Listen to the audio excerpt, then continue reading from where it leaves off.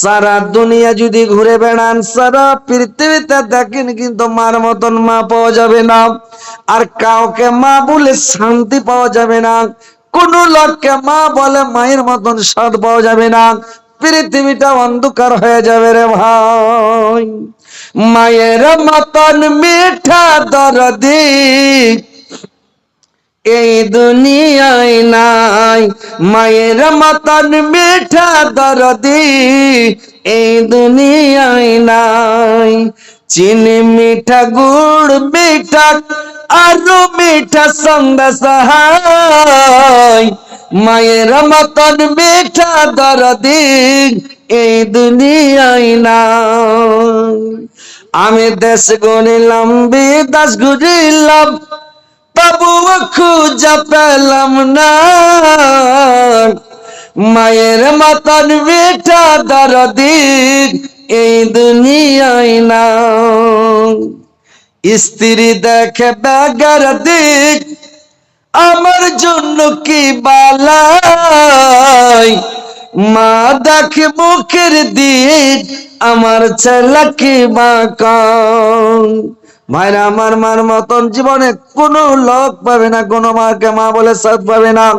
মা যার চলে গেল, দুনিয়া আন্ধার হয়ে গেল। মা যখন পৃথিবী থেকে চলে যায়, দুনিয়ার সাথ শেষ হয়ে যায় ভাই। তো দেখেন আল্লাহর রাসূল আল্লাহ পাকে এতিম করে দুনিয়াতে ভূমিষ্ঠ করালেন। আমার 6 বছর বয়সে তার মা চলে গেল। কত কষ্ট, কত দুঃখ, কত তকলিফ, কত তার উপরে অত্যাচার, কত জুলুম সহ্য করে আজকে ইসলাম ধর্মটা আমাদের কাছে নিয়ে এসেছেন, আমাদেরকে দিয়ে গিয়েছেন। আজকে মুসলমানেরা আজকে বেধর্মের মতো চলাফেরা, বেধর্মের মতো উঠা বসা, খাওয়ান পেয়ন আজকে বেধর্মের মতো চলছে। ভাইরা আমার, মুসলমান মুমিন যখন হয়েছেন, আল্লাহর নবীর অনুকরণ করেন, আল্লাহর নবীর অনুসরণ করেন, আল্লাহর রাসূলের মানে করেন কি, আল্লাহর রাসূলের সুন্নাত গুলোকে মেনে চলার চেষ্টা করেন, মেনে চলেন, ইনশাআল্লাহ আপনার জিন্দেগি পাল্টে যাবে। তো দেখেন ভাই আমার, কত কষ্ট সহ্য করে আল্লাহর রাসূল পৃথিবীতে আজকে নিয়ে এসেছে ইসলাম। আর আজকে আপনারা ইসলাম ধর্মটাকে ছেড়ে দিয়েছেন। তো ভাই আমার, ইসলামকে ভালোবাসেন। এই ধর্মটা আমাদের সুন্দর ধর্ম। যত পৃথিবীতে ধর্ম আছে, সমস্ত ধর্মের উপরে শ্রেষ্ঠ ধর্ম, ভালো ধর্ম, উত্তম ধর্ম হচ্ছে ইসলাম। এর মতো ধর্ম আর পৃথিবীতে কিছু নাই। তো ভাইরা আমার, নামাজটা পড়েন, রোজা রাখেন, হজ করেন, তাসবিহ পড়েন, জিকির করেন, আল্লাহকে স্মরণ করেন, আল্লাহকে ডাকেন, না হলে আপনার ভবিষ্যৎ অন্ধকার ভবিষ্যৎ শেষ হয়ে যাবে রে ভাই। দেখেন আল্লাহর রাসূল কত কষ্ট করে এই ইসলাম ধর্মটা আমাদের কাছে নিয়ে এসেছেন। যখন আল্লাহর নবী মা মরে গেল, চলে গেল দাদুর কাছে, এবার তার দাদুর কাছে থাকতে লাগলো। দাদুর কাছে 2 বছর থাকার পরে দাদু আব্দুল মুত্তালিব মারা গেল রে ভাই। কত কষ্ট হতে পারে ছেলেটার, কত তাকলিফ হতে পারে, কত কষ্ট হতে পারে যে 8 বছর বয়সে মরে গেল। এবার চাচা আবু তালেবের কাছে চলে গেল। চাচা আবু তালেবের কাছে থাকতে লাগলো, বড় হতে লাগলো, মানুষ হলো। আল্লাহর নবী কত কষ্ট, কত তাকলিফ, ভাইরে আমার বলার শেষ নাই, কত কষ্ট করেছেন। কিন্তু আজকে কষ্ট করে আজকে আমাদের ওপর ইসলাম ধর্মটা নিয়ে এসেছেন। তো আজকে আমরা নবীর অনুকরণ অনুসরণ করে না চললে আমাদের ভবিষ্যৎ অন্ধকার। তো ভাই আমার, বন্ধুরা আমার, আপনারা নামাজটা পড়বেন, রোজা রাখবেন, আর এই ইসলাম ধর্মটাকে ভালোবাসবেন। আর এতিম বাচ্চা দেখলে তার মাথাতে হাত বোলাবেন, এতিমের স্নেহ করবেন, এতিমকে ভালোবাসবেন, গা লাড়বেন, পিঠ লাড়বেন। যদি নিজের ছেলেটাকে 10 টাকা দেন, তো এতিমটাকে 10 টাকা 5 টাকা দিবেন ওরাতে, যেন সে দুঃখ না পায়, কষ্ট না পায়। তো ভাই আমার, দেখেন যে আল্লাহর রাসূল কত দুঃখ, কত কষ্ট।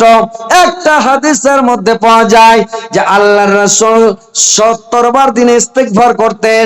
আর একটা হাদিসে পাওয়া যায় আল্লাহর রাসূল 100 বার ইস্তেগফার করতেন। একদিন সাহাবীরা বললেন, ইয়া রাসূলুল্লাহ, নবী গো, আপনি যে দিনে 100 বার ইস্তিগফার করছেন, তওবা করছেন, আল্লাহ পাক তো আপনার আগের পিছের সমস্ত গুনাহকে maaf করে দিয়েছেন, ছোট বড় সমস্ত গুনাহ আল্লাহ maaf করে দিয়েছেন। তো আপনি 100 বার কেন ইস্তিগফার করছেন, কেন তওবা করছেন? আল্লাহ রাসূল বললেন আমার সঙ্গে চললাম। আল্লাহ রাসূল সঙ্গে করে নিয়ে চলে গেলেন তার মা আমিনার কবরের কাছে চলে গেলেন। আমিনার কবরের কাছে গিয়ে বসে বসে কাঁদতে লাগলেন। এত কাঁদতে লাগলেন, এত কাঁদতে লাগলেন, কেঁদে যাচ্ছে। সাহাবীরা জিজ্ঞাসা করলেন, ইয়া রাসূলুল্লাহ, নবী গো আপনি এত কেন ক্রন্দন করছেন, কি ব্যাপার? আল্লাহর রাসূল দুটো আঙ্গুল দেখালেন, রে ভাই, যে আমি দুইটা কারণে কান্নাকাটা করছি, ক্রন্দন করছে, দুইটা কারণে কাঁদছি। সাহাবীরা বললেন, কি দুটা কারণ বলুন তো? আল্লাহর রাসূল বললেন, কি দুটা কারণ? একটা কারণ হলো, আজকে আমার মা যদি পৃথিবীর বুকে বেঁচে থাকতো, আমার মা যদি আজকে দুনিয়ার বুকে বেঁচে থাকতো, আমি এই জন্য কাঁদছি, আমার মা বেঁচে থাকলে আমার মনের কথাগুলো আমার মাকে বলতাম, আমার অন্তরের কথাগুলো আমার মাকে আমি বলতাম। কিন্তু আজকে আমার মা পৃথিবীর বুকে বেঁচে নাই। আমাকে যে তাইফের লোকেরা আমাকে এত পাথর মেরেছিল, এত পাথর মেরেছিল তাইফের লোকেরাও, আমার মাকে আমি বলতাম, আমার মা আমার গোতর গুলোকে লাড়তাম, আমার মাথা গুলোকে লাড়তো, পেট গুলোকে লাড়তো, আমার মা কান্দতো, আমাকে সান্ত্বনা দিত, আমাকে বলতো, বেটা রে তুমি কত পড়ে লটপট করেছ, কত ছটপট করেছ, কত কেনেছ বাবা, এই বলে আমাকে সান্ত্বনা দিতাম। তো আজকে আমার মা পৃথিবীর বুকে বেঁচে নাই বলে আমার মনের কথা আমি আমার মাকে বলতে পারি না। ভাইরে আমার, মা কোন জিনিস, মা কাকে বলে? আল্লাহর রাসূল বলেছেন, আমার মা থাকলে আমার মনের কথাগুলো আমার মাকে বলতাম। পৃথিবীতে মনের কথা, পেটের কথা, দিলের কথা যাকে বলেন কেউ হজম করবে না ভাই, কথাগুলো অন্যকে বলে দিবে, আর একদিন অন্য দিবে, পেটে কথা রাখবে না। কিন্তু মা এমনই জিনিস, মা এত শান্তির জিনিস, মা এত দয়ার জিনিস, যে মার সামনে যদি বলেন মা সান্ত্বনা দিবে, মা বুঝাবে। বেটিগুলো যখন শ্বশুর বাড়ি থেকে আসে, মার কাছে রাত্রিবেলা শুয়ে যায়, সারা রাত মাকে বলে, মা তোমার জামাই আমাকে এরকম বলেছে, আমার শাশুড়ি আমাকে এরকম বলে, আমার শ্বশুর এরকম বলে, আমার ননদ যাগুলো এরকম বলে, আমার ভাসুর এটা বলে, ওটা বলে, গো মা আমি এইভাবে, আমি কিন্তু মা আমাকে এরকম ভাবে জ্বালা যন্ত্রণা করে। মা তাকে সান্ত্বনা দেয়, বেটি রে সাবর করো রে মা, ইনশাআল্লাহ সাবরের গাছে মেওয়া ফলে, সাবরের ফল মিষ্টি হয় রে মা। মা শান্তি দেয়, সারা রাত বেটি ঘুম যায় না, গল্প করে মাকে বলতে থাকে, মাকে বলতে থাকে। কিন্তু মা যখন দুনিয়া ছেড়ে চলে যাবে, মনের কথা, পেটের কথা, দিলের কথা আর মাকে বলতে পাবে না। কার সামনে বলবে? মার বাড়ি আছে, বাবার বাড়ি এসে আর শান্তি পাবে না। মা যখন মরে যায়, বেটি কেন কাঁদে রে ভাই? বেটারা কাঁদে না? বাবা মরে গেলে বেটারা অত কাঁদি না, বেটি কেন কাঁদে? বেটির কলজা কেন ফটে? বেটি কেন হাও মাও করে চিৎকার করে কাঁদে? তার মানে আজকে আমার আর মনের কথা বলার জায়গা রইল না। বাপ মরে গেলে আমি এই বাড়িটা আমার বাবার বাড়ি, এই কথাটাও বলতে পারবো না। কারণ এই জন্য বেটিরা বেশি করে করে চিৎকার করে কাঁদে। বেটিরা এই জন্য কাঁদে যে আজকে আমার বাবা মরে গেল, আমার জোর শেষ হয়ে গেল, আমার শক্তি শেষ হয়ে গেল, আর বাবার বাড়ি বলতে পারবো না, আমাকে বলতে হবে এটা আমার ভাইয়ের বাড়ি। তো দেখেন ভাই আমার, যখন কেউ ইয়াতিম হয়ে যায়, মাওড়া হয়ে যায় ভাই, তার কত দুঃখ, কত কষ্ট, কত যন্ত্রণা বলার শেষ নাই রে ভাই। তো কথা হচ্ছে ভাই আমার, যে মা থাকতে মার সেবা করেন, দাবিদারি করেন, মার হক আদায় করেন, বাবা বেঁচে থাকতে বাবার কদর করেন, বাবার ইজ্জত করেন, সম্মান করেন, বাবাকে ভালোবাসেন, বাবার সামনে চোখ মুখ দেখে কথা বলবে না, খেখড় মেরে কথা বলবে না, ঝাটকা মেরে কথা বলবে না। ঝিড়কি মেরে কথা বলবে না, সিনা ফোলাবে না।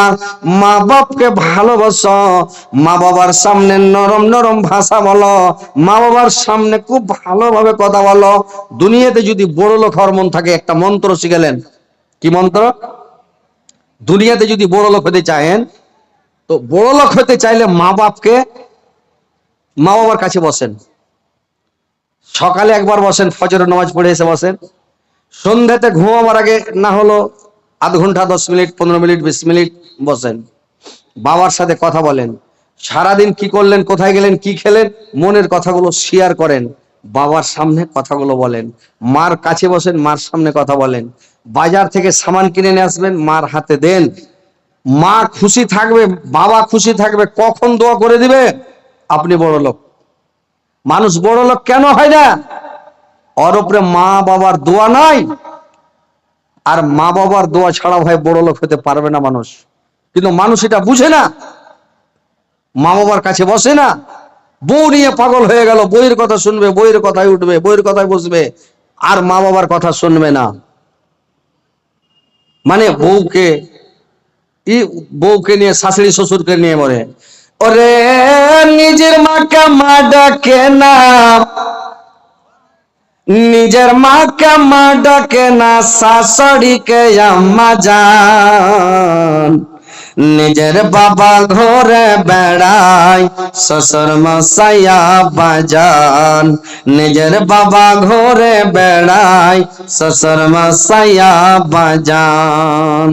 যে মা তোমায় জন্ম দিল গো, সেই মায়ের খবর নাই। পরের মাকে আম্মা ডাকো, নিজের মায়ের খবর নাই। পরের মাকে আম্মা ডাকো, নিজের মায়ের খবর নাই। যে মা ছোট থেকে বড় করল গো, যে মা ছোট থেকে বড় করলো, এখন তুমি ঘর জামাই। পরের মাকে আম্মা ডাকো, নিজের মায়ের খবর নাই। পরের মাকে আম্মা ডাকো, নিজের মায়ের খবর নাই।